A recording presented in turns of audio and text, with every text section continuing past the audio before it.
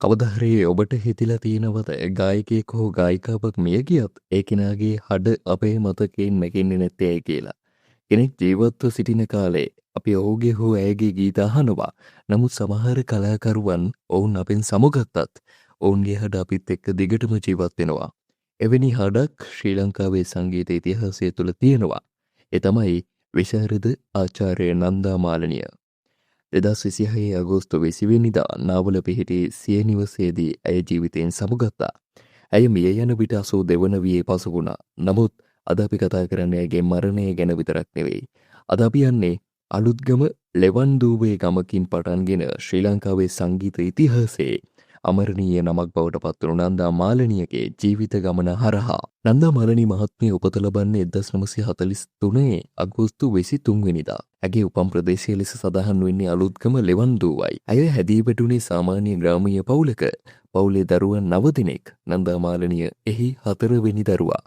ඇගේ පියා වූ වින්සෙන්ට් පෙරේරා වෘත්තියෙන් ඇඳුම් මැසීමේ කටයුතු වල නිරත වූ කෙනෙක්. මව ලියනගේ එමිලි පෙරේරා. ඒ කියන්නේ අද අපි දන්න ඒ දැවැන්ත ගායන ශිල්පිනියගේ ගමන ආරම්භ වෙන්නේ කිසිම දැවැන්ත වේදිකාවකින් නෙවෙයි. සාමාන්‍ය පවුලකින්, සාමාන්‍ය ජීවිතයකින්. නමුත් ඇය තුළ තිබුණු එක් දෙයක් සාමාන්‍ය නොවුණා. ඒ තමයි ගායන හැකියාව. ඇගේ මව පසුකාලීනව කළ සම්මුඛ සාකච්ඡාවකදී සඳහන් කර තිබුණේ නන්දා පුංචි කාලයේදී නිතර අසනීපව සිටි දරුවෙකු වූ බවයි. නමුත් ඇය තුළ තිබුණු දක්ෂතාවය පිළිබඳව මවට විශ්වාසයක් තිබුණා. නන්දා මාලනියගේ ළමා කාලයේදී ඇයගේ පවුල කොළඹ කොටහේන ප්‍රදේශයට පැමිණෙනවා.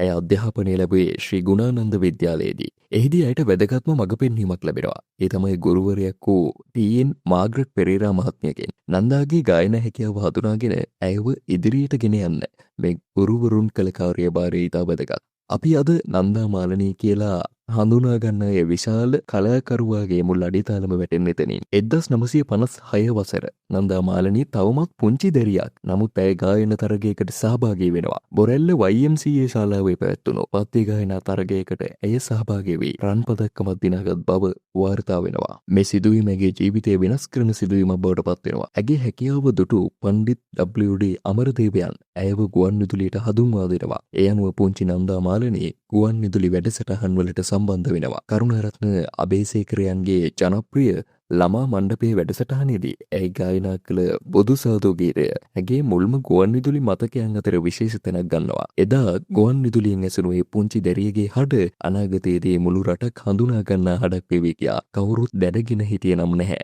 නන්දා මාලනීට ජනප්‍රියත්වය ඉක්මනින් ලැබුණා. නමුත් ඇය එතනින් නතර වුණේ නැහැ. ඇය සංගීතය තවදුරටත් ඉගෙන ගත්තා. මේ වික්ටර් පෙරේරා යටතේද සංගීතය හැදෑරූ බව සඳහන් වෙනවා. පසුව ඇය හේවුඩ් කලා ආයතනයේ අධ්‍යාපනය ලැබුවා. ඊට පස්සේ 1963 වසරේදී ඉන්දියාවේ ලක්නව්වේ ගොස් සංගීතය පිළිබඳව වැඩිදුර අධ්‍යාපනය ලැබුවා. මෙතනින් අපට වැදගත් පාඩමක් තියෙනවා. දක්ෂතාවයක් තිබුණා කියලා නන්දා මාලනියන් ඉගෙනීම නතර කළේ නැහැ. ඇය දක්ෂතාවයට අධ්‍යාපනය එකතු කළා. ඒක තමයි ඇගේ සාර්ථකත්වයේ රහස් වලින් ප්‍රධානම එක. 1963 වසර ශ්‍රී ලංකාවේ සිනමා ඉතිහාසයටත් වැදගත් වසරක්. ඒ වසරේදී රන්මුතු දෝව චිත්‍රපටය හරහා නන්දා මාලනිය සිනමා පසුබිම් ගායනයට පැමිණෙනවා. රන්මුතු දෝව ශ්‍රී ලංකාවේ පළමු සිංහල වර්ණ චිත්‍රපටය ලෙස හඳුන්වනු ලබනවා. ඇය එහිදී නාරද දිසාසේකර සමග ගායනා කළ ගලන ගගකි ජීවිතේ ගීතය විශේෂ සන්ධිස්ථානයක් බවට පත් වුණා. මේ ගීතය ඇයගේ සිනමා ගායන ජීවිතයේ පළමු විශාල සලකුණ බවට පත් වුණා. ඒ වසරේම ඇයට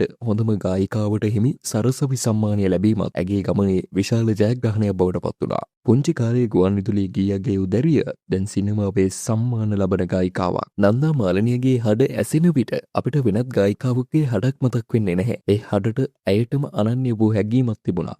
ඇය ගැයූ ගීතවල තිබුණේ ආදරය විතරක්ම නෙවෙයි. ජීවිතය තිබුණා. දුක තිබුණා. මව් සෙනෙහස තිබුණා. කාන්තාවකගේ වේදනාව තිබුණා. සමාජයේ ප්‍රශ්න තිබුණා. රටගෙන හැඟීම තිබුණා. මනුෂ්‍යත්වයේ තිබුණා. ඒ නිසා නන්දා මාලනීගේ ගීතයක් කියන්නේ ගීයක් විතරක්ම නෙවෙයි. ඒ කතාවක්, එය හැඟීමක්. සමහර විට එය සමාජයට කළ ප්‍රශ්නයක් 1987 වර්ෂය ශ්‍රී ලංකාව ඉතාමත් අර්බුදකාරී කාලයකට මුහුණ දෙමින් සිටි කාලයක්. මේ කාලයේදී නන්දා මාලනී පවන නමින් ගී එකතුවක් සහ ප්‍රසංග මාලාවක් ඉදිරිපත් කරනවා. ඒ මාස 18ක් පමණ පැවති අතර ප්‍රසංග 200කට වැඩි ප්‍රමාණයක් පැවැත්වුණු බව සඳහන් වෙනවා. පවන ගීතවල තිබූ සමාජ හා දේශපාලන අදහස් නිසා ඒවට විවිධාකාරී සීමා සහ තහනම් පවා එල්ල වූ බව ඉතිහාස මූලාශ්‍ර සඳහන් කරනවා. ඒත් ගීත නවත්වන්න පුළුවන් වුණත් මිනිසුන්ගේ හදවත් තුළට ගිය හඩක් නවත්වන එක පහසු නෑ. ඒට හොඳම උදාහරණය මෙන්න මේ මා ඔබට සඳහන් කරනු ලැබූ පවන ප්‍රසංගය. නන්දා මාලනීගේ ගීත ලැයිස්තුව ගැන කතා කරන්න ගියොත් එක වීඩියෝවකටවත් ඉඩමදි. ඉතින් සන්නා ලියනේ ගලන ගගගේ ජීවිතේ බුදුසහදෝ කඩමණ්ඩියේ අම්මාවරුණේ විපුණු මලේරුව මන්දනාව කාරණාව වගේ ගීත රැසක් ඇගේ හඩින් ජනප්‍රිය වුණා. ඒ අතරින් සමහර ගීත ආදරය ගැන, සමහර ගීත මව් සෙනෙහස ගැන, සමහර ගීත කාන්තාව ගැන, සමහර ගීත රට ගැන, සමහර ගීත මනුෂ්‍යයා ගැන. ඒ නිසාම ඇගේ ගීත එක පරම්පරාවකට සීමා වුණේ නැහැ. නන්දා මාලනී කියන්නේ සම්මාන රැසක් දිනාගත් කලාකාරියක්. සරසවි සම්මාන ඉතිහාසයේ හොඳම කාන්තා පසුබිම් ගායිකාව ලෙස වැඩිම වාර ගණනක් සම්මාන ලැබූ ගායිකාවක් ලෙස ඇය දැක්වෙනවා. සරසවි සම්මාන 12ක් ලැබූ බව වාර්තා වෙනවා. ඇයට ජනාධිපති සම්මානද රැසක් හිමි වුණා. නමුත් නන්දා මාලනීගේ වටිනාකම සම්මාන ගණනකින් මනින්න නම් බෑ. මොකද සම්මානයක් තියෙන ඉරාකයක.